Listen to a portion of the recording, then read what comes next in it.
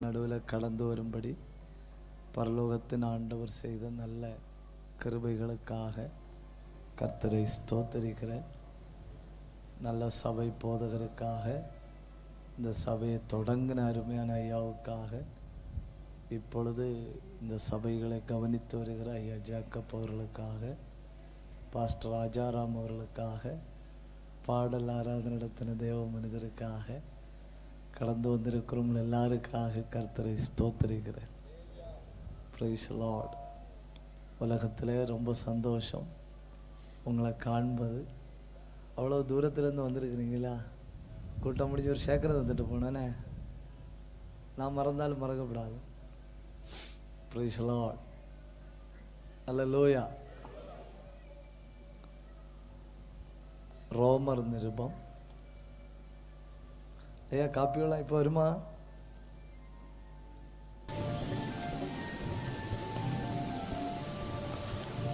பதிமூணாம் அதிகாரம்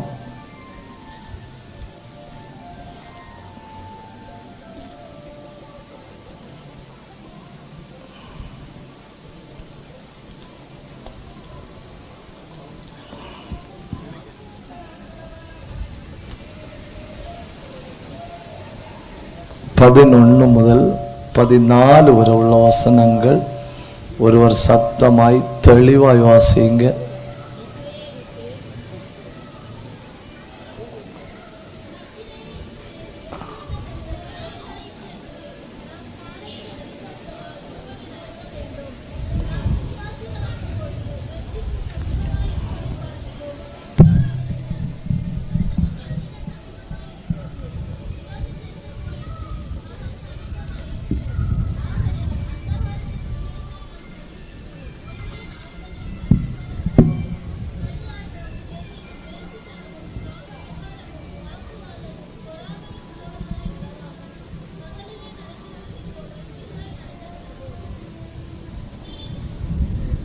துர்ஈச்சைகளுக்கு இடமாக உடலை பேணாமல் இருந்து கர்த்தராகிய இயேசு கிறிஸ்துவை தரித்துக் கொள்ளுங்கள்.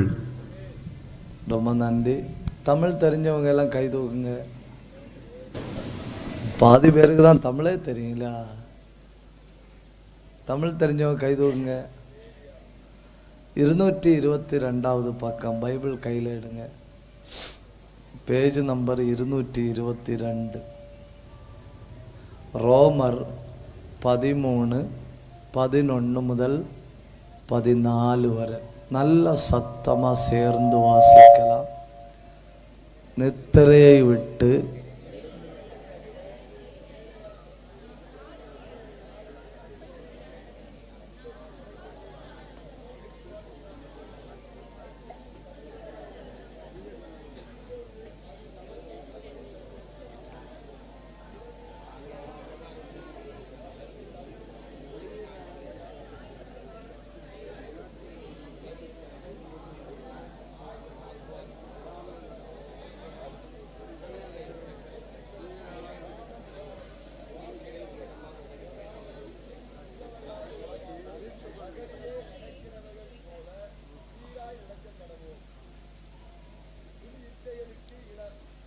அரை கிலோமீட்டர் ஸ்லோவா வந்துருக்கு.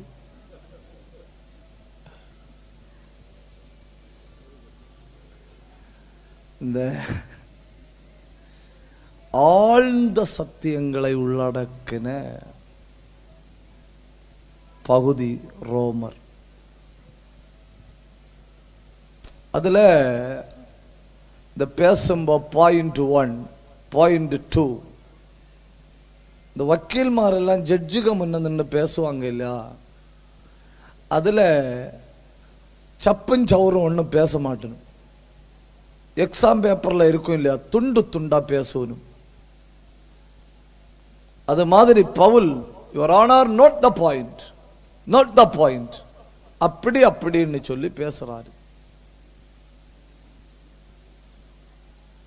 இந்த ராத்திரி இந்த பகுதியை மையப்படுத்தி நான் உங்க நடுவில் பேச போகிற செய்தி, மாறி காலத்துக்கு முன் வா.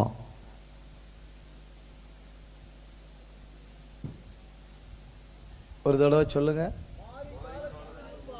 வா. அதாக்கு தான் அவங்க நடுவில் பேச போற செய்தி. இயேசு சொன்னாரு, ஒருவரும் கிரியை செய்யக்கூடாத ராக்காலம் வருகிறது. ஆனா பவுல் என்ன சொல்றாருன்னு பாருங்க, இரவு போச்சு. இயேசு சொல்றாரு, ஒரொற்ற மனுஷன் செயல்பட முடியாத ராத்திரி வரப்போகுது. பவுல் சொல்றாரு, ராத்திரி முடிஞ்சாச்சு, சூரியன் உதிச்சாச்சு, தூக்கத்தை விட்டு எழுந்து ஆக வேண்டிய வேலைகளை பார்ப்போம். சரி, என்னெல்லாம் ஆக வேண்டிய வேலைகளை பார்க்கணும், ஒவ்வொன்றாக நாம பார்க்கலாம். ஒன்று, இந்த காலத்துல தேவ பிள்ளைகளுக்கு இல்ல, மனுஷனுக்கு இந்த காலத்துல தேவை என்னன்னு கேட்டா, தான் வாழ்கிற காலத்தை பற்றின அறிவு தேவை. என்ன தேவை? தான் வாழ்கிற காலத்தை பற்றின அறிவு தேவை. ஒரு உதாரணம் பைபிள்ல இருந்தே சொல்லித்தார. 107ஆம் சங்கீதம் 30வது வசனம்.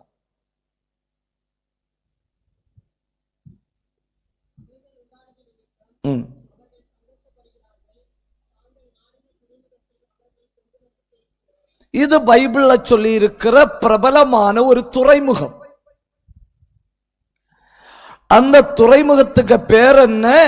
நாடின துறைமுகம். என்ன துறைமுகம்? நாடின துறைமுகம். அதாவது ஆசையோட காத்திருப்பேன் இல்லையா, எப்போ சேர்வேன் அப்படின்னு, நாடின துறைமுகம். ஆனா உங்களுக்கு தெரியுமான்னு தெரியல, பைபிள்ல இன்னொரு துறைமுகம் இருக்கு. அந்த துறைமுகத்துக்கு பைபிள் சொல்ற பேர் என்ன தெரியுமா? அந்த துறைமுகத்துக்கு பைபிள் சொல்ற பேர் நல்ல துறைமுகம். என்ன துறைமுகம்? நல்ல துறைமுகம். அப்போஸ்தல நடபடிகள் 27:8. அதை வருத்தத்தோடு கடந்து நல்ல துறைமுகம் எனப்பட்ட ஒரு இடத்திற்கு வந்தோம். பாத்தீங்களா? ஒன்னு நாடின துறைமுகம், இன்னொன்னு நல்ல துறைமுகம். ஆனா நல்ல துறைமுகத்துல ஒரு பிரச்சனை உண்டு. என்ன பிரச்சனை? 12வது வசனம், அப்போஸ்தலர் 27:12. அந்த துறைமுகம் மழை காலத்தில் தங்குவதற்கு வசதியா இராதபடினா. பாத்தீங்களா? பேர் என்ன? நல்ல துறைமுகம். உலகத்தை ஒண்ணு யோசிச்சு பாக்குறீங்களா நீங்க? நமக்கு முன்ன ஒரு சந்ததி இந்த பூமியில வாழ்ந்தார்கள். அவர்களுக்கு மொபைல் போன் தெரியாது, அவங்களுக்கு டெலிவிஷன் தெரியாது. இப்ப எங்களை வந்த வழியில சுந்தர் பிச்சை ரூட்டு தப்பி விட்டாரு. யாருக்கு மேல கம்ப்ளைண்ட் கொடுக்க முடியும்? இனி அந்த பெட்ரோலுக்கு பைசா சுந்தர் பிச்சை வாங்க முடியுமா? அவரே பிச்சை. புரியுதா உங்களுக்கு? வல்லதும் அவரே.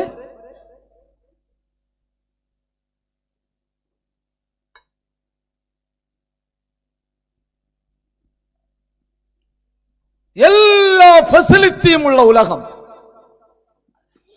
நிகழ்கால உலகத்துல இல்லைன்னு சொல்ல ஒண்ணும் இல்லை.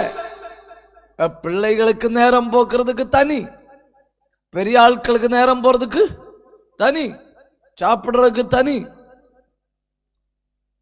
முந்தியெல்லாம் வீட்டுல எல்லாரும் சேர்ந்து படுக்கிற இடம் பெருசா இருக்கும், ஏன்னா எல்லாரும் அங்க படுப்பாங்க.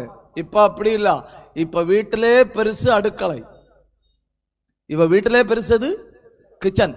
ஏன் வீட்டுல கிச்சன் பெருசு? இப்ப உடம்புலே பெருசு வயறு. உடம்புலே பெருசு வயர் ஆனதுனால வீட்டுல பெருசு கிச்சன்.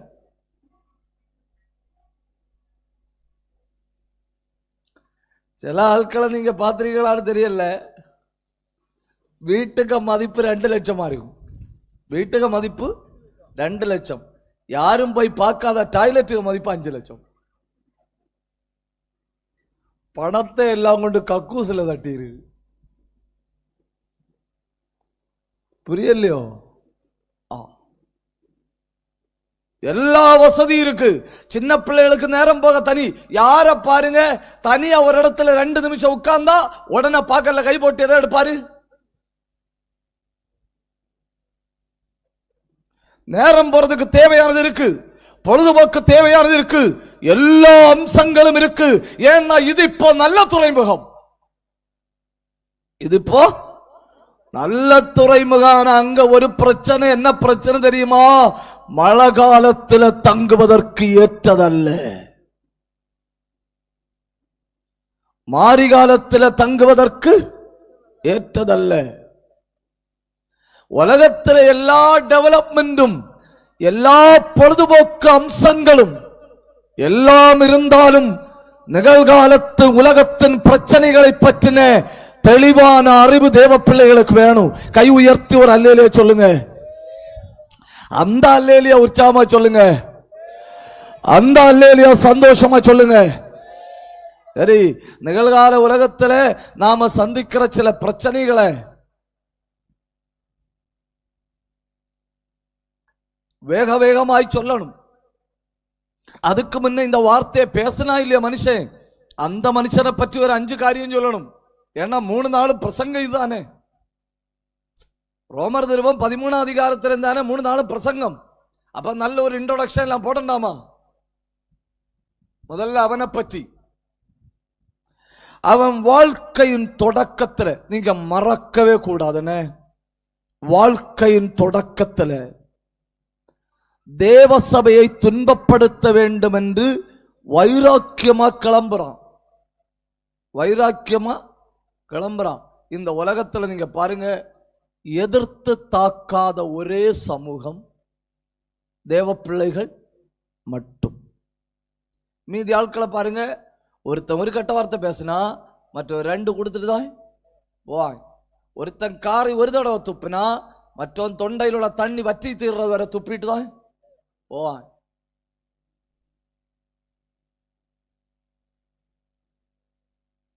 ஆனா தேவ பிள்ளைகளை பாருங்க, ஒருத்த காரி துப்பினானா பேசாவ போவோம், கெட்ட வார்த்தை பேசினானா பேசாவ போவோம். நாம எல்லாம் தெய்வத்தை கையில விடுறோம். நீங்க அப்படி இல்லையோ? ஒன்றுன்னா அல்லையிலையோ கொஞ்சம் கூட பலமா இருந்திருக்குமே.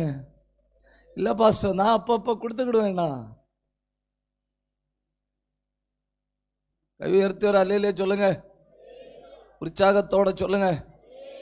நான் சொல்றேன், இன்னைக்குள்ள பிரசங்கத்தை அத்தனை பேர் கவனிக்கணும். ஏன் தமிழ் எல்லாருக்கும் புரியுது இல்லையா? எல்லாருக்கும் புரியுது இல்லையா? அந்த ஆமா சொன்ன ஆளு கூட்டம் முடிஞ்சு ஒரு சேக்கன்னு தரணும். இப்படி ஒரு 10 பேர் ஆமா சொன்னா எனக்கெல்லாம் பூஸ்ட் குடிச்ச மாதிரி இருக்கும்.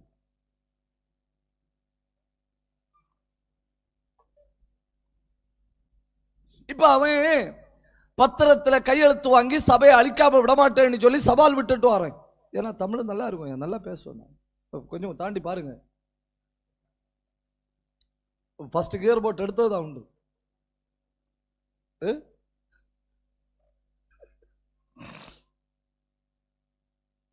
அவன் எங்க எய்ம் பண்ணி வாரான் தெரியுமா? தமஸ்கு பட்டணத்தில் உள்ள சபையை எய்ம் பண்ணி வாரான். அப்ப தமஸ்கு பட்டணத்தில் ஒரு சின்ன சபை, தமஸ்கு பட்டணத்தில் ஒரு சின்ன சபை. அந்த சபையில் உள்ள ஆட்கள் இவன் அங்க வாரான் அறியல, இவன் அங்க வாரான் அறியலன்னா அன்னைக்கு சோசியல் மீடியா இல்லை. சோசியல் மீடியாக்கு பிரச்சனை என்ன தெரியுமா? வாரது ஒருத்தனா இருக்கும், பில்டப் 1 லட்சமா இருக்கும். வாரது ஒருத்தன், பில்டப். சோசியல் மீடியா இல்லாததுனால அவைய பாக்கியவான்களவை அறியல. அவங்க உட்கார்ந்து சோத்திரம் சொல்லிட்டே இருந்தனும். தமஸ்கு பட்டணத்துள்ள சபையில் உள்ள ஜனங்கள் உட்கார்ந்து சோத்திரம் சொல்லிட்டே இருந்தனும். என்ன நடக்கும் தெரியுமா? இந்த மைதானத்தில் நீங்க சோத்திரம் சொன்னா தேவ பிரசன்னம் இந்த மைதானத்தில் இறங்கும். எங்க இறங்கும்? இந்த மைதானத்தில் இறங்கும். இப்போ ஒரு பைப்புக்கு முன்ன குடத்தை வச்சுட்டு தண்ணியை திறந்து விட்டா குடம் என்ன செய்யும்? நிரம்பும். நிரம்பின பிறகும் பைப்பை அடக்கலைன்னா என்ன செய்யும்? பொங்கி வழியும். அப்போ ஸ்தோத்திரம் சொல்லி தெய்வ பிரசன்னம் இந்த இடத்தை நிரப்பியாச்சு. மறுபடியும் ஸ்தோத்திரம் சொன்னா தெய்வ பிரசன்னம் என்ன செய்யும்? பாஞ்சு போகும். இவங்க உட்கார்ந்து ஸ்தோத்திரம் சொல்லிட்டே இருக்கணும். அந்த பிரசன்ன சபையை நிறைச்சு உள்ள உட்கார்ந்த எல்லாரையும் நிறைச்சு அப்படி வெளியே போகுது, வெளியே போகுது. இவன் குதிரையில வாராய். அங்க இருந்து என்ன வருது? பொங்கி வழிகிற தேவ பிரசன்னம். இங்க இருந்து யாரு போறது? பவுல் குதிரையில போறான். ஒரு இடத்துல வச்சு தெய்வ பிரசன்னமும் குதிரையும் மோதிக்கொண்டுதா அவன் தெரிச்சு கீழே விழுந்தான். ஒரு காரியத்தை நான் சொல்றேன், நீங்க ஸ்தோத்திரம் சொன்னால் உங்க எல்லா காரியங்களையும் தேவ பிரசன்னமே பார்த்து கொள்ளும். நீங்க ஸ்தோத்திரம் மட்டும் சொன்னா சவுலோ அரசியல்வாதியோ அந்தகார வல்லமையோ அத தேவ பிரசன்னமே பார்த்து கொள்ளும். அத்தனை பேரு கண்ண மூட போறோம். கை தட்டி 2 நிமிஷம் ஆவியில நிரம்பி தெய்வத்தை ஆராதிக்க போறேன்னு அத்தனை பேரும் வாயத்திறக்கணும். ரகந்தரபலபரபலபா ரிஅந்தல் கபரபலபரபலபா ஊடபத்தர சந்தரபலபா. இந்த மைதானத்தை மூடணும் தேவ பிரசன்னம். அப்புறம் இந்த மைதானத்திலிருந்து வலது பக்கம் புறப்படணும், இடது பக்கம் புறப்படணும், முன்பக்கம் புறப்படணும், பின்பக்கம் புறப்படணும். அதுல இங்க இருக்கிற நோயாளிகள் சுகமாகணும், இங்க இருக்கிற அந்தகார வல்லமைகள் முறியடியணும். எந்த கரவும் செல்ல முடியாத இடத்துல தேவ பிரசன்ன பாய்கிறது. கண்ணை மூடி கை தட்டி வாயை திறந்து பெற்றுக்கொள்ளுங்க. உடா ரபா சந்தரபா. ஓ பிரச்சனைகளை தேவ பிரசன்னம் பார்த்து கொள்ளும். இந்த சத்தம் போதாதுன்னு ராகதன ரீகதன கமகதன அடகத்தன பிரௌடபத்தன ஆதியா ரேந்தல் கபரபலபா. எத்தனை பேர் விரும்புறீங்க கர்த்தர் தம்முடைய பிரசன்னத்தால் என்னை மூடணும்? எத்தனை பேர் விரும்புறீங்க தேவ பிரசன்னம் என்னிலிருந்து புறப்படணும்? அது இந்த மைதானத்தை மூடுகிறது, அது இந்த மைதானத்திலிருந்து புறப்படுகிறது. கை தட்டி சத்தம் உயர்த்தி அபிஷேகம் பெற்றவங்க அந்நிய பாஷையில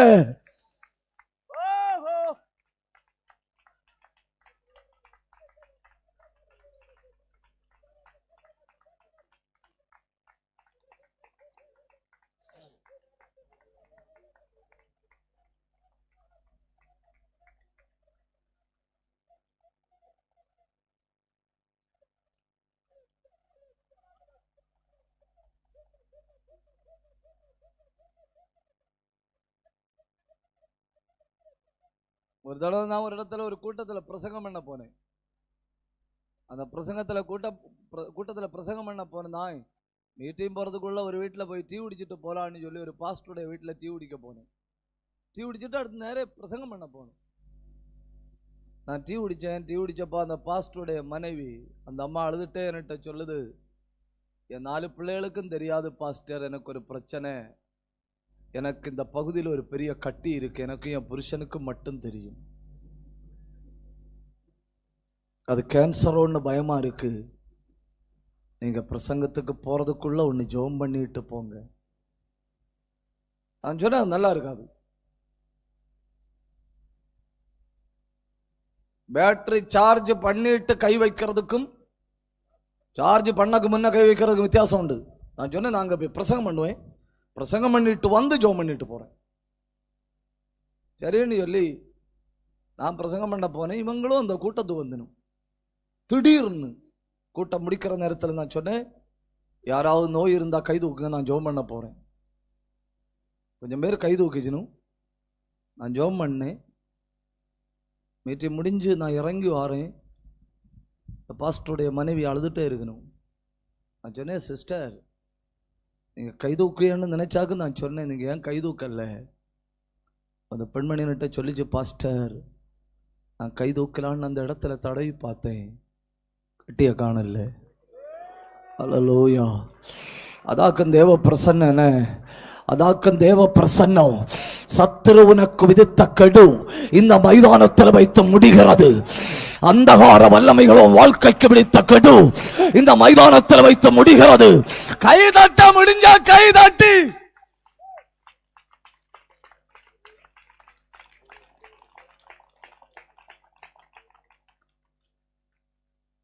குதிரையில் அடிச்சு கீழே விழுந்தான். கீழே விழுந்து மெதுவா எழும்புனானா? எழும்பி ஒரு கேள்வி கேட்டான், ஆண்டவரே நீர் யார்?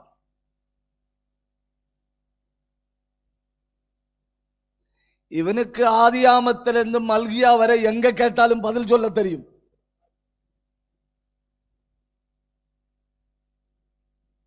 புரியுதா உங்களுக்கு? Aristotle, Plato, Socrates, Alexander, Gamaliel, இவங்க எல்லாருடைய தத்துவங்களையும் கரைச்சு குடிச்சவன். பழைய ஏற்பாட்டில் தெய்வம் யாருன்னு தெரியும், எனக்கு தெய்வத்தினுடைய நாமங்கள் என்னன்னு தெரியும். ஆவிக்குரிய வாழ்க்கையின் ஆரம்பத்தில் கேட்கிறான், ஆண்டவரே நீர் யார்? அவர் என்ன சொன்னார் தெரியுமா? இப்ப சொன்னா நல்லா இருக்காது, போ தெரியும்னு. இப்ப சொன்னா நல்லா இருக்காது, போ தெரியும். நம்மள ஒண்ணு யோசிச்சு பாருங்க. திடீர்னு ஒரு வெளிச்சத்தை ஆண்டவர் அனுப்பினாரு. திடீர்னு ஒரு வெளிச்சத்தை ஆண்டவர் அனுப்பினாரு, நம்மளை ரட்சித்தாரு. நம்ம மரணம் வரை என்னன்னு சாட்சி சொல்லுவோம்? நீங்க பேசுங்க, என்னன்னு சொல்லுவோம்? திடீர்னு ஒரு வெளிச்சத்தை அனுப்பினார், என்னை ரட்சித்தார், அப்படிதானே சொல்லுவோம். ஒரு தடவை வெளிச்சத்தை அனுப்பினார்னு சொல்லிட்டு இன்னொரு தடவை மாற்றி சொல்ல முடியாது. அது எக்ஸ்பீரியன்ஸ், நாம அனுபவிச்சது. இப்ப இவனை வெளிச்சத்தை அனுப்பி ரட்சித்தாரு. அவன் அதுக்கு என்னெல்லாம் சொல்றான் தெரியுமா? பரலோகத்துல போன உடனே பவுலை கண்டா ஒரு செகண்ட் கொடுக்கணும். முதல்ல இயேசுவை பார்க்கணும், அப்புறம் பவுலை கண்டு ஒரு செகண்ட் கொடுக்கணும். பாதி ஆட்கள் பரலோகத்துல படியிலையாவது கிடக்க வாய்ப்பு கிடைக்கணும்னு நினைக்கும்படாக்கும் நம்ம பவுலுக்கு செகண்ட் கொடுக்கணும்னு சொல்றது. கான்பிடன்ட், கான்பிடன்ட், அதாவது நம்பிக்கை. ஆண்டவரே சில ஆட்கள், ஆண்டவரே எப்படியாவது முடிய ராஜ்யத்தில், நீ எப்படியாவது முடிய ராஜ்யத்தில் சொல்லும்போது நாங்க பவுலுக்கு செகண்ட் கொடுக்க தேடிட்டு இருக்கோம். சாட்சி சொல்றாங்க.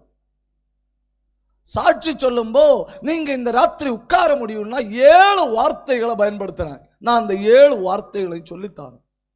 என்னானாலும் சர்ச்சப் காடுகாரங்க வசனத்துல கொஞ்சம் ஆள அறிவுள்ளவங்களாங்க இல்லையா? நம்பலாம் இல்லை உங்களை. ஒரு அல்லையிலே சொல்லுங்க. சரி, நீங்க மறக்க கூடாது, அவனை என்ன தள்ளிவிட்டது? வெளிச்சம், வெளிச்சம், வெளிச்சம். சரி, அவன் என்ன சொல்றான்னு பாருங்க. அப்போஸ்தலர் 9ஆம் அதிகாரம் 3வது வசனம்.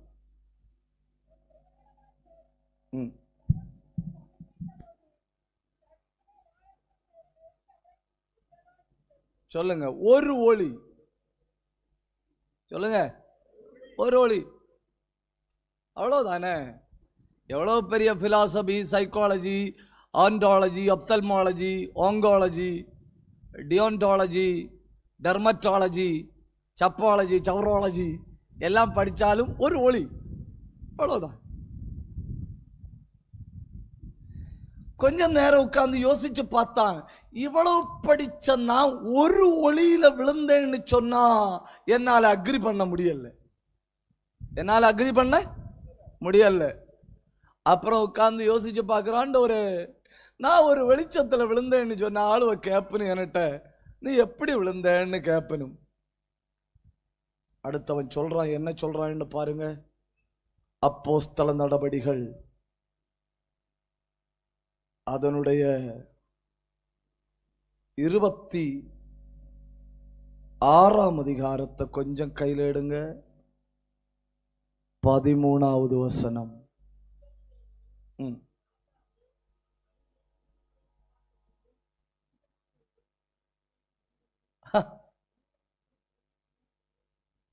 முதல்ல என்ன சொன்னாரு? ஒரு ஒளி. நம்ம அண்ணா 25 ஆண்டுகள் அதுக்கு பிறகு உயிரோட இருந்தால் 25 ஆண்டு என்னதான் சொல்லுவோம்? ஒரு ஒளி. நீ எப்படி ரட்சிக்கப்பட்ட? ஒரு ஒளி வந்து ஒற்ற அடி ரட்சிக்கப்பட்ட. அவன் சொல்றான் ஒரு ஒளி. பின்ன நான் எப்படி விழுந்தேன்னு நீ யோசிக்கலாம். என் மேல விழுந்தது சாதாரண ஒளி அல்ல. மத்தியான வேளையில, டைமை பாருங்க, மத்தியான வேளையில சூரிய பிரகாசத்திலும் அதிகமான ஒளி. எதை விட பயங்கரமான ஒளி? சூரிய பிரகாசத்திலும் அதிகமான ஒளி. அப்படி இருந்தாலும் அவன் உட்கார்ந்து யோசிச்சு பார்க்கறான். தியானம் பண்ணுவாங்க இல்லையா பரிசுத்தவான்கள்? தியானம் பண்ணுவாங்க இல்லையா? அவன் தியானம் பண்ணும்போது உட்கார்ந்து யோசிச்சு பார்க்கறான். நான் ஒரு சூரிய பிரகாசத்தை விட அதிகமான ஒளியில கீழே விழுந்தேன்னு சொன்னா, அப்புறம் அவன் என்ன சொல்றான்னு பாருங்க. அப்போஸ்தல நடபடிகள் 22ஆம் அதிகாரம் 6வது வசனம். அப்படி நான் பிரயாணப்பட்டு தமஸ்குவுக்கு சமீபமான பொழுது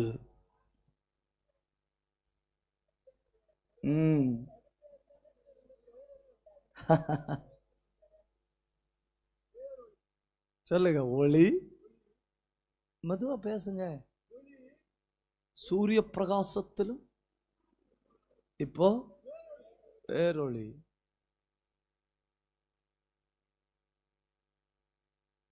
நம்ம ஒரு ஒளியில 25 வருஷம் வண்டி ஓட்டும்போ அவன் அந்த ஒளியை பற்றி படிக்கிறான்.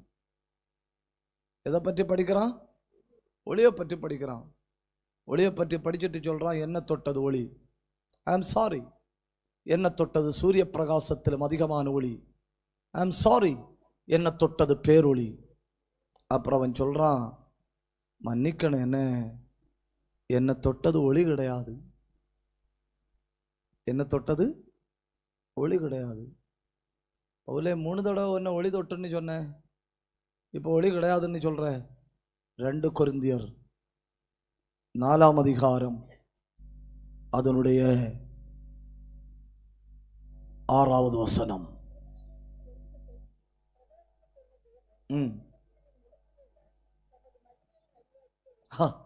என் மேல பட்டது என்ன தெரியுமா? மகிமையின் அறிவாகிய ஒளி. கை உயர்த்தி ஒரு அல்லேலே சொல்லுங்க. நான் படிச்சு கிட்டத்தட்ட PhD லெவலுக்கு தக்க அளவில் படிச்சு வச்சிருந்தேன். அந்த மகிமையின் அறிவாகிய ஒளி என் மேல விழுந்ததோட நான் படிச்சதெல்லாம் போச்சு. நீங்க விசுவாசிக்க முடியுமானா இந்த மைதானத்தில் ஏதோ ஒரு ஓரத்தில் ஒரு ஒளி விழுகிறது.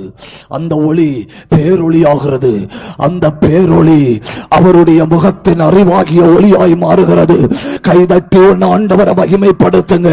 அத்தனை பேரும் கை தட்டணும், அத்தனை பேரும் வாய திறக்கணும், அத்தனை பேரும் தெய்வத்தை மகிமைப்படுத்தணும். உடரபலபரபலப சொல்லுங்க. என் வீட்டுக்குள்ள அந்த ஒளி விழுவதாக, என் பிள்ளையோட இருதயத்துக்குள்ள அந்த வெளிச்சம் வீசுவதாக. கை தட்டி வாய திறந்து ஆவியில ஒன்று போராடி ஜெபிங்க.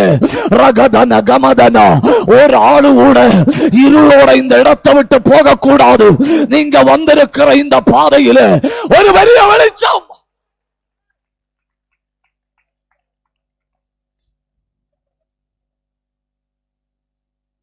அப்புறம் கொஞ்சம் கூட போறாரு. கொஞ்சம் கூட போயிட்டு என்ன சொல்லாருன்னு பாருங்க. 4வது வசனம் 2 கொரிந்தியர் 4:4. நான் விழுந்தது எப்படி தெரியுமா? என் மேல வீசினது சுவிசேஷத்தின் ஒளி. ஒரு நிமிஷம் வலது கையை உயர்த்துங்க, உயர்த்துங்க. சொல்ல போறேன், ஒரு ஒளி சூரிய பிரகாசத்திலும் அதிகமான ஒளி, பேரொளி, தெய்வத்தினுடைய மகிமையாகிய ஒளி. அப்புறம் தான் பிரிஞ்சது. என் மேல விழுந்தது சுவிசேஷம். இப்பொழுது இந்த மைதானத்தில் சுவிசேஷத்தின் ஒளி வீசுகிறது. கை உயர்த்தி கண்ண மூடி வாயை திறக்க முடிஞ்சவங்க இருக்கிற இடத்துல வாயை திறங்க. கை தட்ட முடிஞ்சவங்க கை தட்டுங்க. ரபல் கபரபலபா.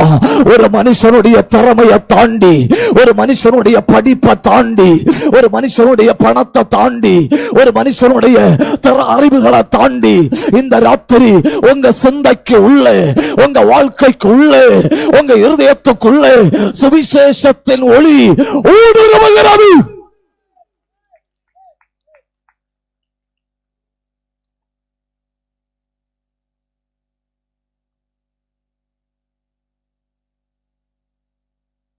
நான் இப்ப நானாகும் பவுல்கிட்ட கேட்டேன். எல்லாம் ஓகே, ஒளி ஓகே, சூரிய பிரகாசத்தில் அதிகமான ஒளி ஓகே, பேரொளி ஓகே, அவருடைய மகிமையின் அறிவாகிய ஒளி ஓகே, சுவிசேஷத்தின் ஒளி ஓகே. எப்படி விழுந்த? இது ஒன்னும் தள்ளி போடுறது கிடையாது இல்லையா? இதெல்லாம் விழுந்து கிடக்கிறவனே தூக்கி விடுறது. எப்படி விழுந்த? அப்பதான் அவன் சொல்றான், உங்களுக்கு சொன்னா புரியாது, உங்களுக்கு சொன்னா புரியாது. என்ன என் மேல விழுந்தது? 1 தீமோத்தேயு 6:15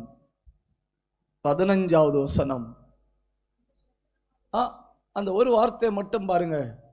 சேரக்கூடாத ஒளி. என்ன ஒளி? சேரக்கூடாத ஒளி. அந்த ஒளிக்க பக்கத்துல நம்ம நெருங்க முடியாது. நான் தெரியாம போய், நீங்க இங்க இல்லையோ, எலக்ட்ரிசிட்டியில தெரியாம கைப்பட்டா என்ன செய்யும்? சில ஆட்கள் சொல்லணும், தெரியாம செஞ்சா தப்பில்லைன்னு. இப்போ தெரியாம போய் கண்ணி வெடியில கால் வச்சுட்டு, எங்க கண்ணி வெடியில கால் வச்சுட்டு, நான் தெரியாம தானே கால் வச்சேன்.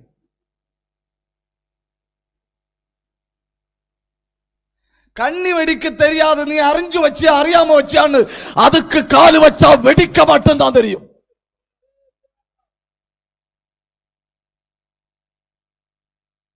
சொல்றான், நான் இல்ல, உலகத்துல எவனாலும் விழுவான். ஏன்னா அதை அப்ரோச் பண்ண முடியாத ஒளி. அதுக்கு பக்கத்துல போனா எடுத்து எரியும். அது பக்கத்துல போனா எடுத்து எரியும். நான் விழுந்தேன், நான் விழுந்தேன். விழுந்துட்டு கேட்கிற, ஆண்டவரே நீர் யார்? அப்ப ஆண்டவர் சொன்னாரு, மகனே நான் போ சொல்லித்தாரேன், போ சொல்லித்தாரேன். அத்தனை பேரு செய்திய கவனிக்கணும். இந்த அரிப்புக்கு இந்த ஊர்ல என்ன சொல்லுவாங்க? அரிப்புக்கு சல்லடை. சல்லடை தெரியுங்களா? சல்லடை. எல்லாருக்குமே சத்துரு ஒரு சல்லடைய வச்சிருப்பான். எல்லாருக்குமே வச்சிருப்பான். அந்த சல்லடை எதுக்குன்னு கேட்டா, நம்ம ரொம்ப வேகமா தெய்வத்தை நெருங்கும்போது நம்ம பிடிக்கிறதுக்கு, நம்ம என்ன செய்யறதுக்கு? பிடிக்கிறதுக்கு. அந்த சல்லடையில தட்டி நம்ம நிற்போம். எவ்வளவு அச்சா பூச்சான்னு அடிச்சு நொறுக்கினாலும் அந்த சல்லடையில போய் நின்றுடுவோம். ஏன்னா அது சல்லடை. ஒரு ஆளை பிடிக்க சத்துரு குறைஞ்சபட்சம் சல்லடையில 5 வலைகளை தான் போடுவான். எத்தனை? 5. இப்போ தாவீதை பிடிக்கணும்னு சாத்தான் நினைச்சாயின்னு வைங்க, எந்த சல்லடையை வச்சு தடுப்பான்? இச்சை. அதே அவனுக்கு தாராளம் போதும். அவன் அந்த இச்சைங்கிற சல்லடை என்ன செய்ய மாட்டான்? தாண்ட மாட்டான், அதிலே கிடப்பான். இப்போ சிம்சோன் அவ்வளவு பெரிய அபிஷேகம் உள்ளவன் ஆனாலும் அவனை பிடிச்ச ஒரு சல்லடையில எத்தனை வலை போட்டா போதும்? ஒரு வலை போட்டா போதும். அது என்ன? இச்சை.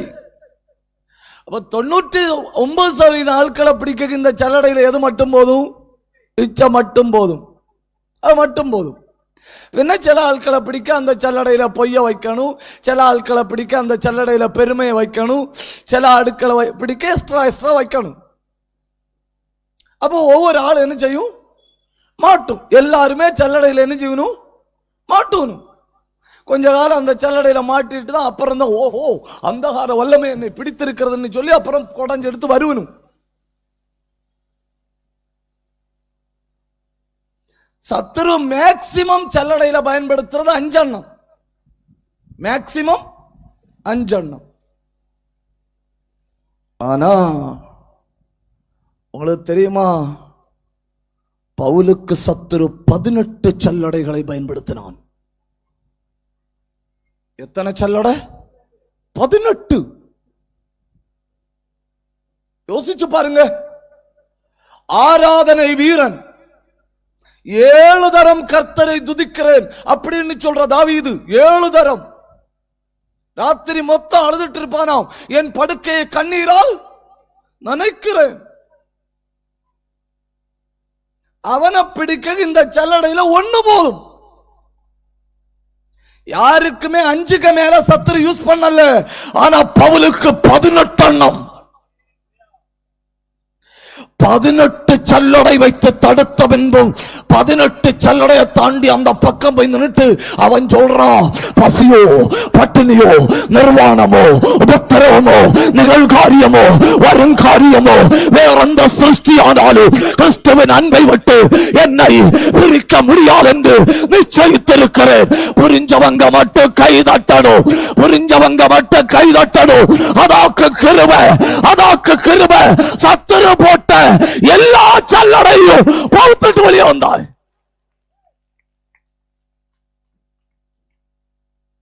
நம்ம எல்லாம் அந்த சல்லடையில மாட்டி கொஞ்சம் கால கடந்து விழிப்புணர்வு அடைந்து வெளியே வருவோம். நீங்க எங்க இல்லையோ? எப்படி வெளியே வருவோம்? விழிப்புணர்வு அடைந்து. ஆண்டவர் சொல்லுவார், மகனே சத்துரு கையில இருந்து மாட்டி 5-6 மாசம் ஆச்சு. அப்புறம் நம்ம உடனே ஓ பொல்லாத ஆவியன்னு சொல்லி, அவன் அப்படி இல்லை. எந்த சல்லடை வச்சாலும் போத்துட்டு போறான், எதை வச்சாலும் உள்ளோடி ஏறி போறான். இப்ப இந்த பக்கம் வந்து பார்க்கிறோம், அந்த பக்கம் 18 சல்லடைகள். 18ஐயும் பார்த்துட்டு சொல்றான், இந்த 18ம் கிறிஸ்துவின் அன்பை விட்டு என்னை பிரிக்க முடியாது என்று நிச்சயித்திருக்கிறேன். ஹல்லேலூயா. கை தட்ட முடிஞ்சவங்க கை தட்டணும், வாய திறக்க முடிஞ்சவங்க வாய திறக்கணும், ஆவியில நிரம்ப முடிஞ்சவங்க ஆவியில நிரம்பணும். ரீபதனா அந்தல்கநாதனா, அதாக்கு உண்மையான ஆவிக்குரிய வாழ்க்கை, அதாக்கு என்னை பிரிக்க முடியாது. ஆண்டவரே நீர் யாருன்னு கேட்டப்போ சொன்னாரு, போக போக தெரியும். இப்போ சொல்றாய், என்னையும் அவரையும் பிரிக்கவே முடியாது. என்னையும் அவரையும் பிரிக்கவே முடியாது. நமக்கு ஒன்னும் நினைக்க கூடாது. என்ன சண்டேஸ் கிளாஸ்ல இருக்கிற அறிவு கூட ஆவிக்குரிய வாழ்க்கையில வளர்ந்து வளர்ந்து வரும்போது சண்டேஸ் கிளாஸ் அறிவு கூட இல்லை. உங்களே இல்லை, வேற ஆட்களை சொல்றேன். சண்டேஸ் கிளாஸ்ல இருக்கிற அறிவு கூட வளர்ந்த பிறகு இல்லை. அவன் தமஸ்கு வாசல்ல வச்சு சண்டே ஸ்கூல் அவன் கேட்கிறான், நீர் யார்? அவர் சொல்றாரு, போக போக தெரியும் தெரியும். இப்ப சொல்றான், உம்மை என்னையும் பிரிக்க முடியாது, உம்மை என்னையும் பிரிக்க முடியாது. நல்லதுதானே இல்லையா? ஆண்டவரே நீர் யார் என்கிற கேள்விக்கு 2வது பதில். அந்த வசனத்தை நீங்க மறக்காம வாசிங்க. 1 கொரிந்தியர் 3ஆம் அதிகாரம் 9வது வசனம். உங்களை யூகிக்க முடியுதா? முதல்ல கேட்கிற, ஆண்டவரே நீர் யார்? இப்ப சொல்றான், நானும் அவரும் கோ ஒர்க்கர். நானும் ஒரு யாரு? உடன் வேலை ஆட்கள். இந்த கொத்தனார் கையாள் தெரியுமா? முந்தியெல்லாம் இந்த கையாள் கொத்தனாரை கண்டு பயப்படுவார் தெரியுமா? முந்தி பயப்படுவாரு. கையாள் வேலைக்கு போற ஆட்கள் உயிரை கையில பிடிச்சிட்டு தான் போகணும். ஏன்னா கொத்தனார் அந்த கையில இருக்கும் இல்லையா, அந்த இப்படி தேக்கிற கரண்டியை வச்சு வெட்டி போடுவாரு. கொத்தனாருக்கு சம்பளம் அதிகம், கையாளுக்கு சம்பளம் குறவு. சம்பளமும் குறவு, உயிருக்கு உத்தரவாதமும் கிடையாது. அதனால கையாளா பயப்படுவாங்க. ஏன்னா வெட்டு கிடைக்கும், கெட்ட வார்த்தை கிடைக்கும். இப்போ அப்படி இல்லை, இப்போ அப்படி இல்லை. கொத்தனார் வேணும்னா சாந்தும் கட்டையும் எடுத்து வச்சு வேணும்னா கட்டணும். கையாள் அதுல மொபைல் வச்சு அப்படி கட்டிட்டு இருப்பாரு. ஏதாவது சொன்னா கையாள் கொத்தனார பல குச்சி எடுத்து அடிப்பாங்க. இப்போ புரியுதா உங்களுக்கு? முந்தி கொத்தனார்னா கையாள் பயப்படுவாங்க. இப்ப கையாளுக பேரை கேட்டாலே கொத்தனார்.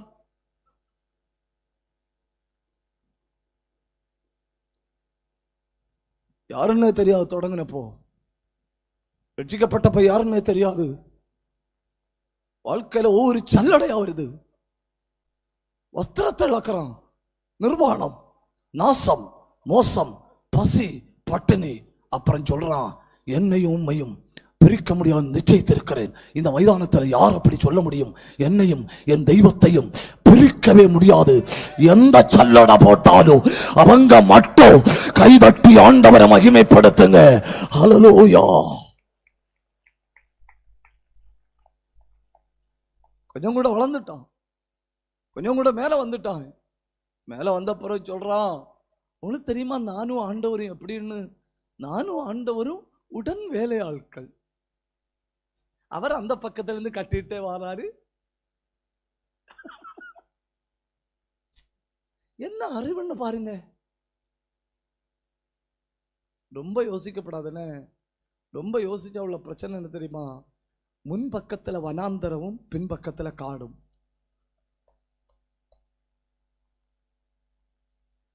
ஆனா அதை விட்டுடும். அதை என்ன செய்யணும்?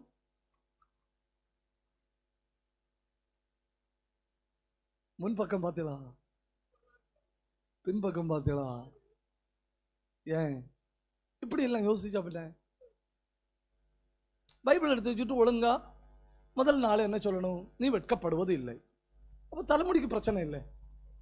ரெண்டாவது நாள் என்ன சொல்லணும்? நீ கைவிடப்படுவது இல்லை. மூணாவது நாள் என்ன சொல்லணும்? நீ அலைந்து தெரிவது இல்லை. இல்லை, நீ பரலோகம் போவதும் இல்லை. அது வேற. இப்ப இல்லைன்னு சொன்னா எல்லாம் அந்த ரிதத்துல வரணும் இல்லையா?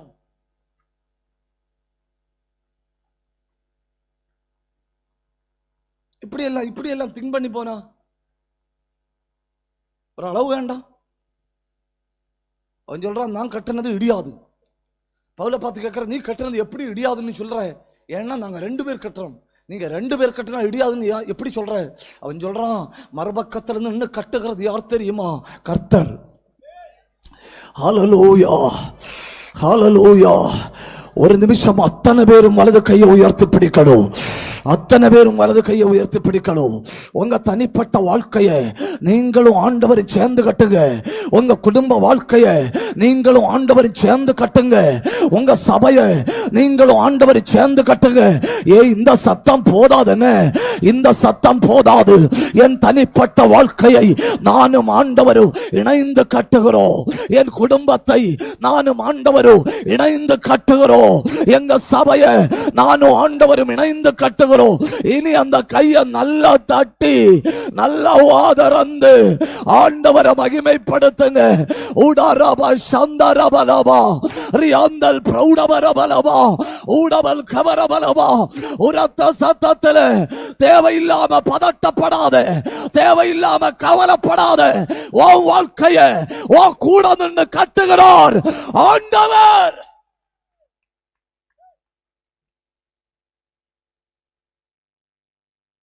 ஆட்கள் சொல்லுவாங்க தெரியுமா, நான் தனியா பாடுபடுறேன், நான் தனியா வேதனைப்படுறேன், நான் தனியா உழைக்கிறேன். நான் தனியா உழைக்கிறேன். கண்ணு திறக்கல, மறுபக்கத்துல நின்று அவங்க கூட கோவர்க் பண்ற ஆளை காணல. என்ன வெளிப்பாடு இல்லையா? ரட்சிக்கப்பட்டு 50 வருஷம் ஆன நமக்கே நானும் ஆண்டவரும் உடன் வேலையாள் அப்படிங்கிற வெளிப்பாடு வரல. பாத்தீங்களா? ஏன்னா அதுக்கு தலைமுடிய விலை கொடுக்க வேண்டி வருது.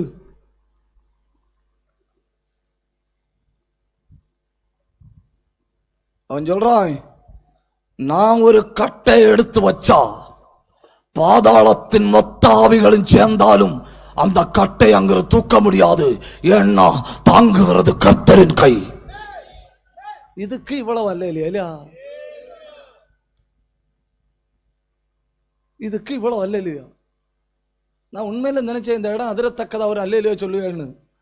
நான் ஒரு காரியத்தை முன்னெடுத்தால், நான் ஒரு காரியத்தை திட்டம் பண்ணினால், நான் ஒரு காரியத்தை செய்ய இறங்கினால், நான் ஜபிக்க தொடங்கினால், நான் ஆராதிக்க தொடங்கினால் எதுவும் தடுக்க முடியாது.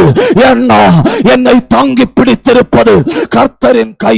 புரிஞ்சவங்க மட்டும் கை தட்டணும், புரிஞ்சவங்க மட்டும் வாயை திறக்கணும், புரிஞ்சவங்க மட்டும் ஆண்டவரை மகிமைப்படுத்தணும். உடரப சந்தரபா பிரௌடப துரபரபரபரபா. ஹல்லேலூயா. ஏன் நம்ம சோர்ந்து போறோம் தெரியுமா? ஏன் சோர்ந்து போறோம்னா நம்ம பாடுபடுறது நமக்கு தெரியுது. நம்ம வேதனைப்படுறது நமக்கு தெரியுது, நம்ம கவலைப்படுறது நமக்கு தெரியுது, நம்ம எரும மாடா உழைக்கிறது நமக்கு தெரியுது. மறுபக்கத்துல நின்று நமக்காக செயல்படுவர நமக்கு தெரியல. மறுபக்கத்துல நின்று நீ ஜபிக்கணும், நீ கிருபையில வளரணும், நீ தேவ பிரசன்னத்தை அனுபவிக்கணும்னு சொல்லி உன் கூட நின்று உன் கையை பிடிச்சு தூக்கி தூக்கி விடுறாரு இல்லையா இன்னொருவர், அவரை நீ காணலன்னு. அவர் யார் தெரியுமா? என் கூட இருக்கிற உடன் வேலையாள். ஹல்லேலூயா. நீங்க ஜபிக்கணும்னு நினைச்சு பாருங்க, உங்களால ஜபிக்க முடியும். ஏன்னா தூக்கி விடுகிற உடன் வேலையாள். ஆராதிக்கணும்னு நினைச்சு பாருங்க, உங்களால் ஆராதிக்க முடியும். ஏன்னா தூக்கி விடுகிற உடன் வேலை. பரிசுத்தமா வாழணும்னு நினைச்சு பாருங்க, பரிசுத்தமா வாழ முடியும். ஏன்னா தூக்கி விடுகிற உடன் வேலையாள்.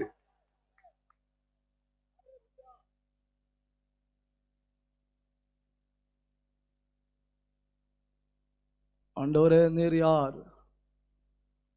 நம்ம 50 வருஷமா கேட்டுட்டு இருப்போம், ஆண்டவரே நீர் யார்? Process, progress. படிச்சு முன்ன போறாங்க, முன்ன போயிட்டு சொல்றான், நான் அன்னைக்கு ஆண்டவரே நீர் யாருன்னு கேட்டேன், ஆனா இப்ப சொல்றேன், என்ன நான் உண்மை மேல உயிரே வச்சிருக்கிறேன், என்னை உண்மை எந்த சல்லடையும் பிரிக்க முடியாது.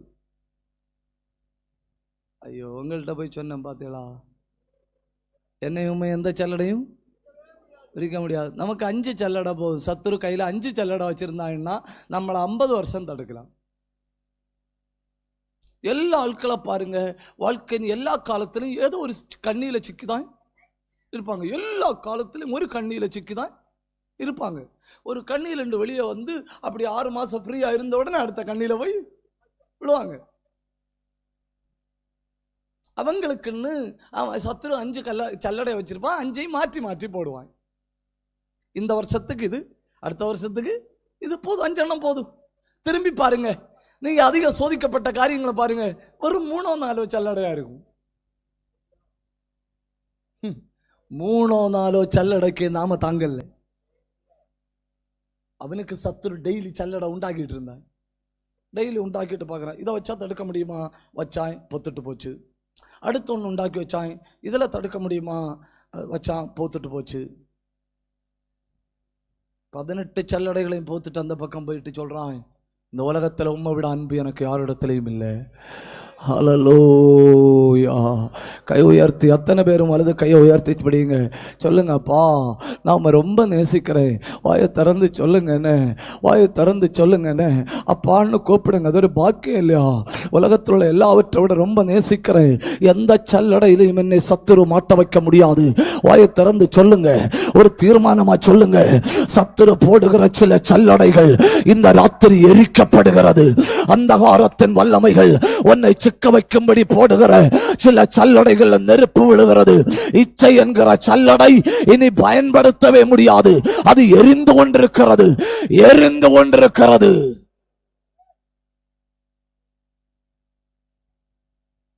அதை பிடிச்சிட்டா கொஞ்சம் முன்ன போயிட்டு சொல்றான், நான் ஒரு இடத்துல போய் கட்டினா இடிஞ்சு விழாது. ஏன் பவுலே அப்படி சொல்றேன்? அவன் சொல்றான், நான் மட்டும் தனியா கட்டுறதில்லை, நாங்க 2 பேரும் சேர்ந்து கட்டுறோம். ஏன்னா என் கூட நிற்கிற வேலையாள் யார் தெரியுமா? அவர். சொல்லுங்க. அவரை பற்றியுள்ள 3வது காரியத்தை கூட சொல்லி முடிக்கிறேன். நாளையிலிருந்து நம்ம விசாலமா தியானிக்கலாம். அதே 3ஆம் அதிகாரத்தை எடுங்க, 8வது வசனத்தை வாசிங்க.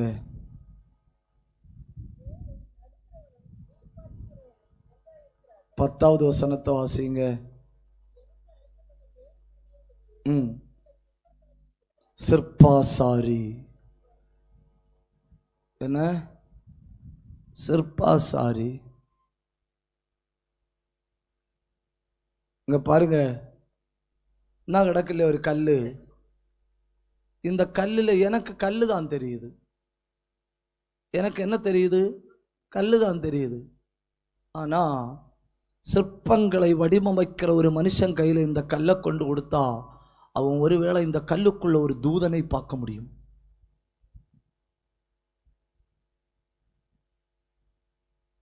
அவன் கொஞ்ச நேரம் உட்கார்ந்து உளி எடுத்து 2 அடி அடிச்சான்னா உள்ளுக்குள்ள கண்டான் இல்லையா தூதன், அந்த தூதனை வெளியே எடுக்க முடியும். இன்னொரு 15 நிமிஷத்துல நான் முடிக்கிறேன். யாரும் உதவி செய்ய முடியாத அளவில் உங்க தனிப்பட்ட வாழ்க்கை ஒருவேளை சிதிலம் அடைந்திருக்கலாம். என் வாழ்க்கை நீ மேல வரவே செய்யாத பாஸ்டர் அப்படிங்கிற முடிவுக்கு நீ வந்திருக்கலாம்.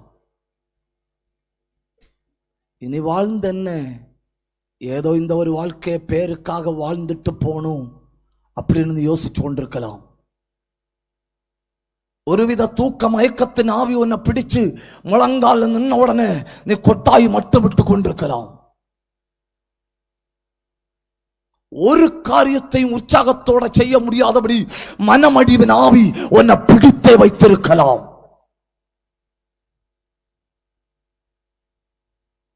வாழ்க்கைய போன போக்கில் விடக்கூடாதுன்னு இந்த ராத்திரி ஒரு சிற்பாசாரி வந்திருக்கிறார்.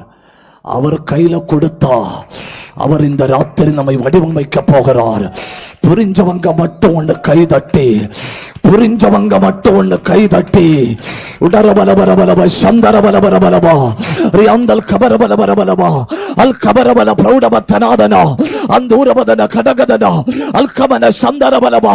கை தட்டணும், வாயை திறக்கணும். சிற்பங்களை உருவாக்குகிறவர்.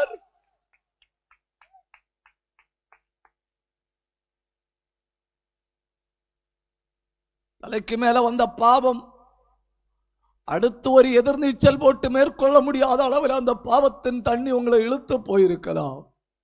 இனி நான் கரையேற வாய்ப்பே இல்லை அப்படின்னு நீங்க சொல்லி இருக்கலாம். உங்களுக்கு தெரியுமா, அகஸ்டின் என்கிற மனுஷனுடைய தாயாருடைய பெயர் மோனிகா. மோனிகா பேரெல்லாம் வைக்கும்போது கொஞ்சம் நேரம் உட்கார்ந்து யோசிச்சு நல்ல சூப்பரா பேரை வைக்கணும். பாத்தீங்களா, 3ஆம் நூற்றாண்டுல வைக்கப்பட்ட பேரு கிட்டத்தட்ட 1700 வருஷத்துக்கு முன்ன வைக்கப்பட்ட பேரு இந்த ஆண்டுல இப்ப சொல்லும் கூட எவ்வளவு சூப்பரா இருக்கு. ஒரு மாதிரி ஆக்கரி ஊக்கரி பேரும் வச்சிருந்து நடப்பணும். என்ன அப்படி முறைச்சு பாக்குதியா? ஒரு இடத்துல குழந்தை பிறந்து வீட்டுல பிரச்சனை.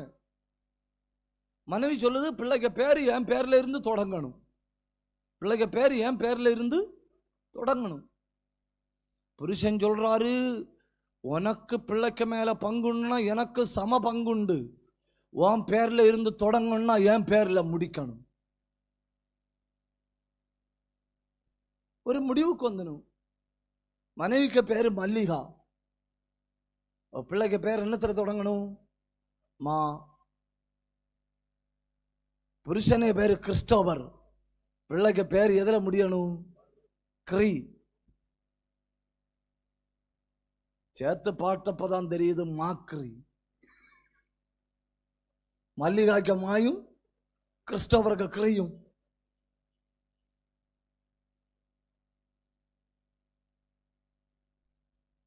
சிரிக்காவது செய்யுங்க.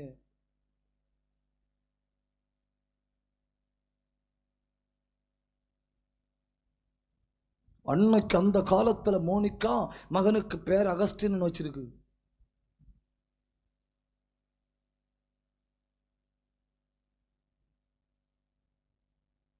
அந்த பையன் அந்த தேசத்துல செய்யாத விபச்சாரமே இல்லை.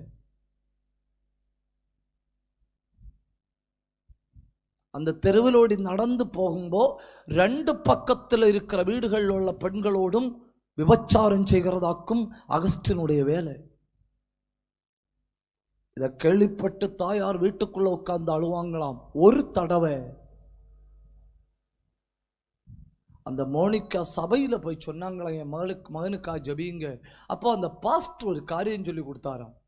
அந்த பாஸ்டர் சொன்னாராம், தாயே நீ அழுகிறத ஒரு கிண்ணத்துல பிடி, நீ அழுகிறத ஒரு கிண்ணத்துல பிடி. உன் மகன் வீட்டுக்குள்ள வரும்போது நீ அந்த கிண்ணம் நிறைஞ்சு காட்டி கொடு மகனுக்கு, மகனே உனக்காக நான் விட்ட கண்ணீர். மகன் வீட்டை விட்டு போயிட்டான், வரல. தாயார் அழுது 2 கிண்ணம் நிறைஞ்சு, 2 கிண்ணம் நிறைஞ்சு.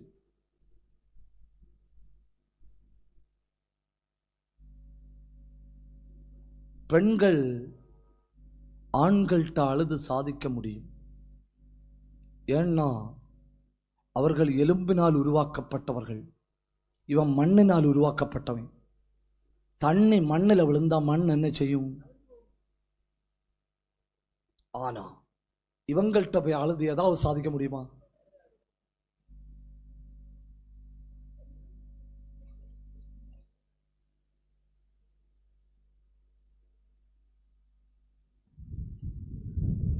தன் மகன் வார நேரம் பார்த்து இந்த பெண்மணி 2 கிண்ணத்தை எடுத்து காட்டிட்டு சொல்லுது, மகனே, இது நான் உனக்காக விட்ட கண்ணீர், இப்போ அவ திருந்தி. உடனே ஓங்கி தாயாருக்கு வயிற்றுல மிதிச்சானா. வயிற்றுல மிதிச்சதோட 2 கிண்ணமும் தெரிச்சு விழுந்து பாஸ்டர்கிட்ட போய் இந்த பெண்மணி சொல்லுது. அந்த பாஸ்டர் கேட்கிறாரு, அவன் சாகுக்கு நான் ஜெபம் பண்ணட்டா? என்னன்னு? சாகுக்கு. அது உடைஞ்ச சிற்பம், என்ன அது? கேவலப்படுத்தப்பட்ட சிற்பம். அந்த பெண்மணி சொல்லிச்சான், 1 வாரம் கூட நான் ஜெபம் பண்றேன். 1 வாரம் கூட ஜெபம் பண்ணி தாயார் மோனிகா இறந்து போச்சு. கடைசியில் அந்த மகன் என்ன ஆனான் தெரியுமா? தூய அகஸ்டின். என்ன?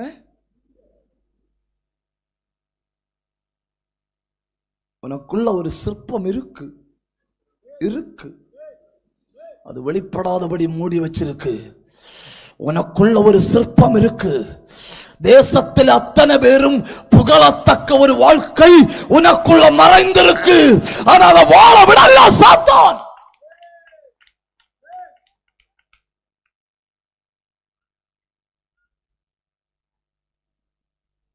ஆண்டவரே, நீர் யார்? அவர் சொல்றாரு, நான் சிற்பாசாரி. அவர் யாரு?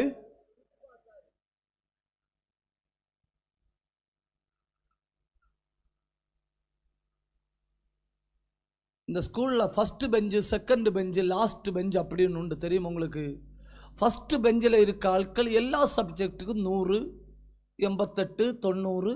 இந்த லாஸ்ட் பெஞ்சில் இருக்க ஆட்கள் எக்ஸாம் பேப்பரில் ஒன்றுமே இருக்காது. ஆனால் இந்த ஃபர்ஸ்ட் பெஞ்சில் இருக்க ஆட்கள் படித்து போகணும். இந்த லாஸ்ட் பெஞ்சில் இருக்க ஆட்கள் 10ஆம் கிளாஸ் முடிஞ்ச உடனே முதலாளி ஆகணும்.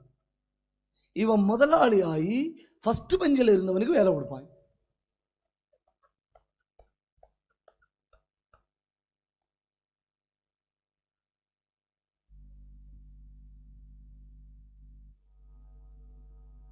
யோசி பாருங்க, 99% ஆட்கள் இங்க வந்திருக்க லாஸ்ட் பெஞ்சா இருக்கும். பொறாம.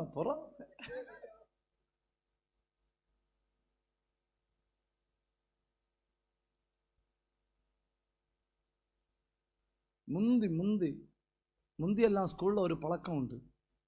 ஆண் பிள்ளைகள் தப்பு பண்ணா டீச்சர் பெண் பிள்ளைகளுக்கு நடுவில் பிடிச்சு உட்கார வைக்கும், தெரியுமா? தெரியுமா யாருக்காவது? தப்பு பண்ணக்கு பனிஷ்மெண்ட் என்ன? பெண் பிள்ளைகளுக்கு இடையில உட்கார வைக்கணும். ஏன்னா அன்னைக்கு பெண் பிள்ளைகளுக்கு இடையில உட்கார வைக்கிறது ஒரு கேவலம். இன்னைக்கு பெண் பிள்ளைகளுக்கு இடையில உட்கார வச்சா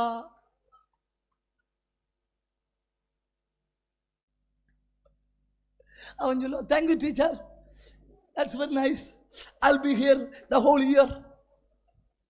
3 நாளுக்குள்ள கல்யாணம் நடக்கும். பனிஷ்மெண்ட் டியூட்டி போட்டது கல்யாணத்தில் போய் முடிஞ்சு. அன்னைக்கு அப்படி இல்லை. அன்னைக்கு பனிஷ்மெண்ட் கொடுத்து உட்கார வச்சா அவங்க ஒரு மாதிரி கேவலப்பட்டு உட்கார மாட்டாங்க, பின்ன தப்பு செய்ய மாட்டாங்க. இன்னைக்கு அதுக்குன்னே தப்பு செய்யணும்.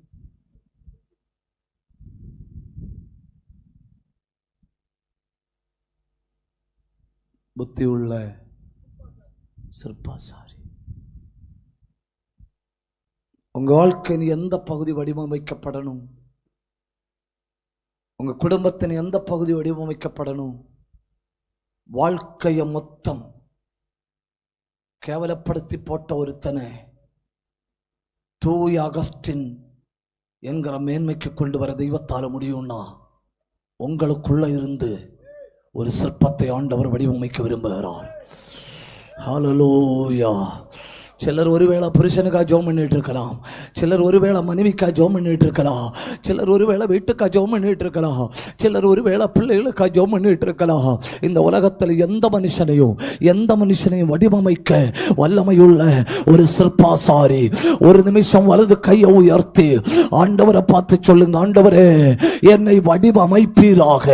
கை உயர்த்தி வாயை திறந்து சொல்லுங்க, என்ன வடிவமைப்பீராக. என் ஆவிக்குரிய வாழ்க்கை வடிவமைக்கப்படுவதாக. வாயை திறந்து சொல்லணும், சத்தம் உயர்த்தி சொல்லணும். இந்த சத்தம் போதாது, இந்த சத்தம் போதாது. இந்த நாளில ஜெபிக்கிற ஜெபம் சில குடும்பங்களை உருவாக்க போகிறது. இந்த நாளில ஜெபிக்கிற ஜெபம் சில வாழ்க்கைகளை உருவாக்க போகிறது. இந்த நாளில ஜெபிக்கிற ஜெபம் சிலரை உருவாக்க போகிறது. வாயை திறந்து சொல்லுங்க, ஆண்டவரே எங்க வீட்டுக்குள் இருந்து சிலரை சிற்பங்களை போல வடிவமைத்து எழுப்புவீராக.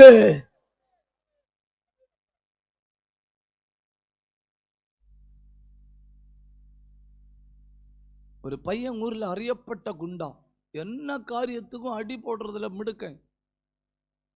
உன்னுடைய தாய் அவ்வளவு ஜபிக்கிற பெண்மணி, அவ்வளவு ஜபிக்கிற தாய். அந்த தாய் தலைக்குள்ள பிளட் க்ளோட் ஆகி இறந்து போச்சு. அந்த தாயோட அடக்கத்துக்கு ஆயிரக்கணக்கில் ஆட்கள் கூடி இருக்கணும். வரிசையா ஆட்கள் வந்து சாட்சி சொல்லணும். 1 மணி நேரம், 2 மணி நேரம், 3 மணி நேரத்தில் சாட்சி முடியல. எல்லா ஆட்களும் சொல்ற ஒரு சாட்சி, இந்த தாயை போல ஜபிக்கிற நல்ல தாயை நான் பார்த்ததே இல்லை. இந்த தாயை போல சிரிச்சிட்டு பேசுற தாயை நான் பார்த்ததே இல்லை. நம்ம சிரிச்சிட்டு பேசினாலே குழவி கடிச்ச மாதிரி இருக்கு. குழவி குத்துற மாதிரி இருக்கு சிரிச்சிட்டு பேசினாலே. நான் என்ன சொன்னேன்? இந்த பெண்மணி எல்லாத்துக்கும் சிரிச்சிட்டு தான் பேசும். யாரு எதிர்த்து பேசினாலும் பதில் சொல்லாது.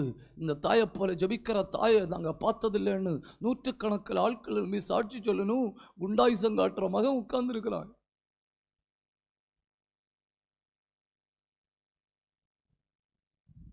தாயாருடைய அடக்கம் முடிஞ்சு மகன் ஊழியக்காரனாய். அல்லேலூயா. ஆண்டுகளாய்விட்ட கண்ணீர் ஒரு நிமிடத்தில் அறுவடை. அநேக ஆண்டுகள் கண்ணீர் ஒரு நிமிடத்தில் அறுவடை. எந்த காரியத்துக்கா ரொம்ப அழுறீங்களோ அந்த காரியத்தில் இருந்து ஒரு சிற்பத்தை வடிவமைத்து கொண்டிருக்கிறாருன்னு. எந்த காரியம் உங்களை ரொம்ப கண்ணீர் விட வைத்ததோ அந்த காரியத்தில் இருந்து ஒரு சிற்பம் வடிவமைக்கப்பட போகிறது. உங்க மனைவியை ஒரு சிற்பத்தை போல வடிவமைக்கிறார். உங்க புருஷனை ஒரு சிற்பத்தை போல வடிவமைக்கிறார். உங்க பிள்ளைய ஒரு சிற்பத்தை போல வடிவமைக்கிறார். ஏன்னா அவர் நான் நேசிக்கிறவர் மட்டும் அல்ல, அவர் உடன் வேலையால் மட்டுமல்ல, அவர் நல்ல சிற்பாசாரி.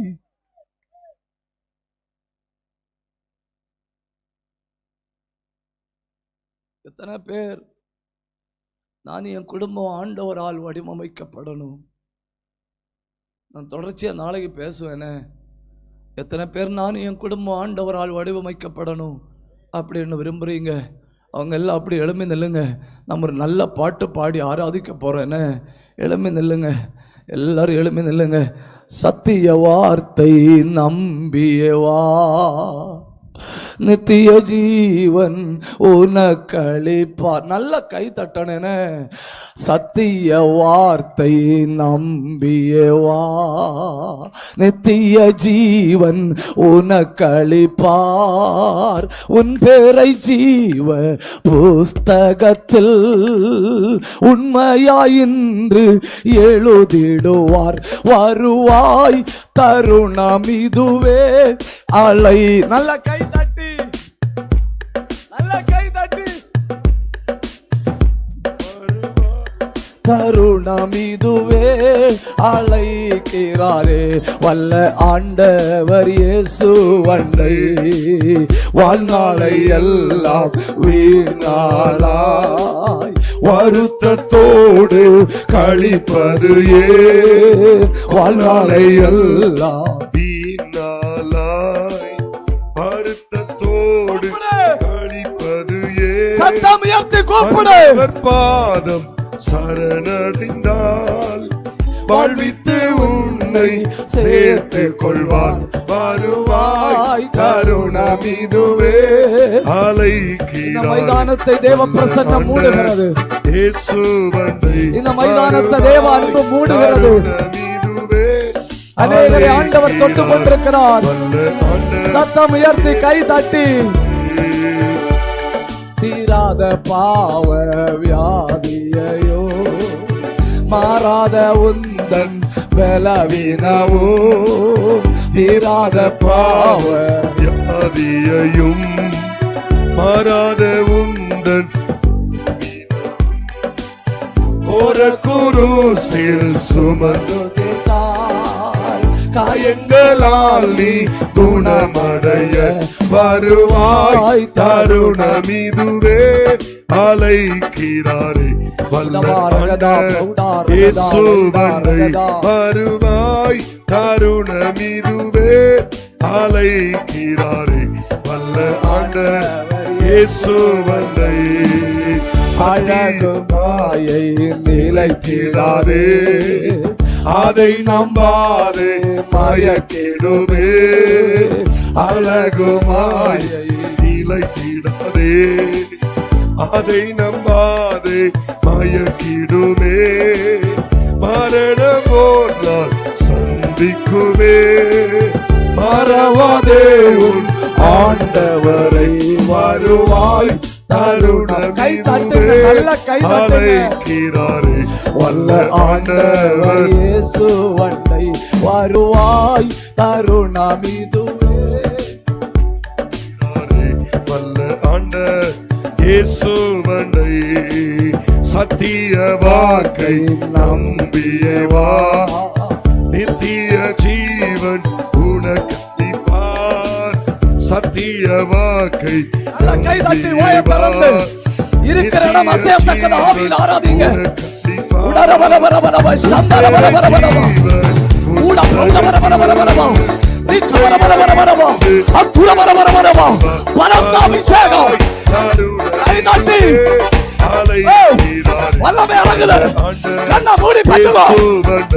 தேவ பிரசன்னம் கண்ணை மூடி பெற்றுக்கோ. ரிக்க வர வர வர வர வர ரிக்க வர வர வர வர வர வர அத்தனை பேர் கை தட்டி தருணம் இதுவே. அழைக்கிறாரே உடா பதா நகந்தராதியா அல்கந்தராதியா அல்கனரிகந்தராதியா உடவல் பிரௌடபரபரவா. அக்கினி வந்து விழுகிறது. கண்ணை மூடி பெற்றுக்கோ. அபிஷேகம் வந்து விழுகிறது. கை தட்டி வாய திறந்து தேவ கை உன் மேல பாயுது. மாறாத உந்தன் பலவீனமோ தீராத பாவ வியாதியையோ மாறாத உந்தன் பலவீனமோ கோர குருசில் சுமந்து தீர்த்தார். காயங்களால் நீ குணமடைய வருவாய் தருணம் இதுவே. அழைக்கிறாரே வல்ல ஆண்டவர் இயேசுவனை வருவாய் தருணம் இதுவே. அழைக்கிறாரே வல்ல ஆண்டவர் இயேசுவனை வருவாய் தருணம் இதுவே. நல்ல கை தட்டி நல்ல வாய திறந்து அடகா ரகதா பிரௌடா பதனா வைடா ரகதா ஊடா பானா வைடா ரகதா கபனா பிரௌடவலாடா அக்கதானா வைடா ரகதா தகன ரீகதன பிரௌடா பானா வரத்த அபிஷேகம். கை தட்டி பெற்றுக்கொள்ளுங்க. வல்லமை இறங்கி வருகிறது. கர்த்தர் உன்னை வடிவமைக்க போகிறார். கர்த்தர் உன்னை வடிவமைக்க போகிறார். கர்த்தர் உன்னை வடிவமைக்க போகிறார். உன் குடும்பத்தை வடிவமைக்க போகிறார். கண்ணை மூடி பெற்றுக்கோ. தருணம் இதுவே.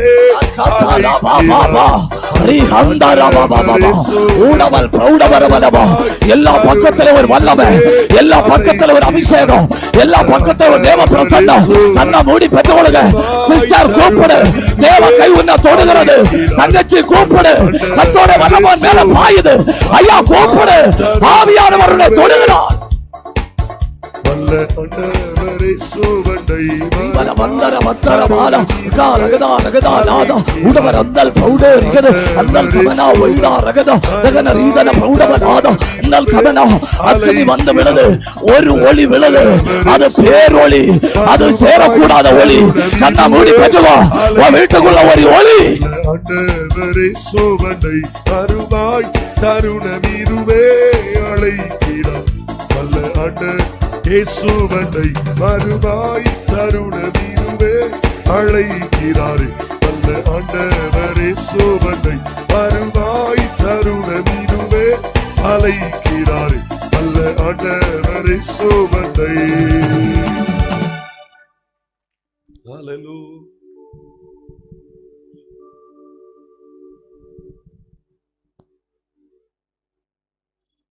மியூசிக்கும் பாட்டும் முடிஞ்ச உடனே ஆராதனையும் போச்சு, சோத்திரவும் போச்சு இல்லையா? என்ன கஷ்டம் இல்லையா? நாளைக்கு வருவே இல்லையா? பாக்கி நாளைக்கு என்ன? நீ சவுட்டி நிக்கிற இல்லையா பூமி? இது ஒரு துறைமுகமாக்கும். இது ஒரு நல்ல துறைமுகம். இங்க இல்லாதது எதுவும் இல்லை. ஆனா இங்க ஒரு பிரச்சனை உண்டு. இது மாறி காலத்துக்கு ஏற்றதல்ல.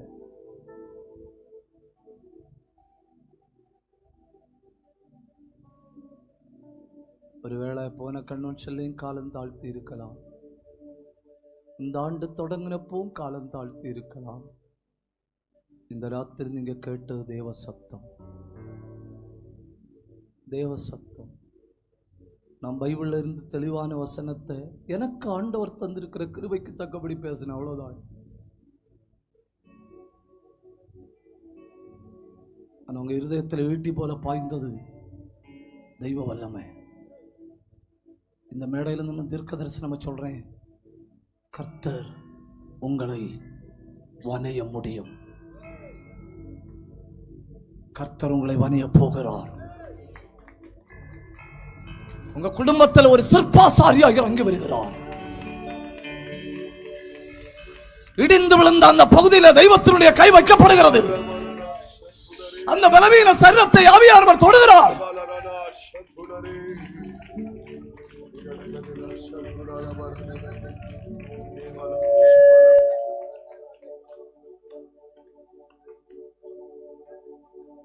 எந்த அரசியல்வாதியும் செயல்பட முடியாத, எந்த மதவாதியும் செயல்பட முடியாத, எந்த பணக்காரனும் செயல்பட முடியாத, எந்த விஞ்ஞானியும் செயல்பட முடியாத, எந்த மனுஷனுடைய ஞானமும் செயல்பட முடியாத ஒரு காலம் வரப்போகுது. அந்த காலத்துக்கு இந்த பூமி ஏற்றதல்ல. அதனால நீ அந்த மாதிரி காலத்துக்கு முன் வா. இந்த நாளில் கண்ணை தரையுங்கன்னு, கண்ணை தரையுங்க. என்ன தெய்வகரத்தில் ஒப்பு கொடுக்கிறேன்னு சொல்றவங்க வலது கையை உயர்த்தி பிடிங்க.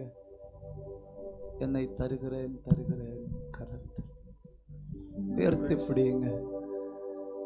என்னை தருகிறேன் தருகிறேன் உம் கரத்தில் என்னை படைக்கிறேன். என்ன நல்ல தெய்வம் இல்லையா?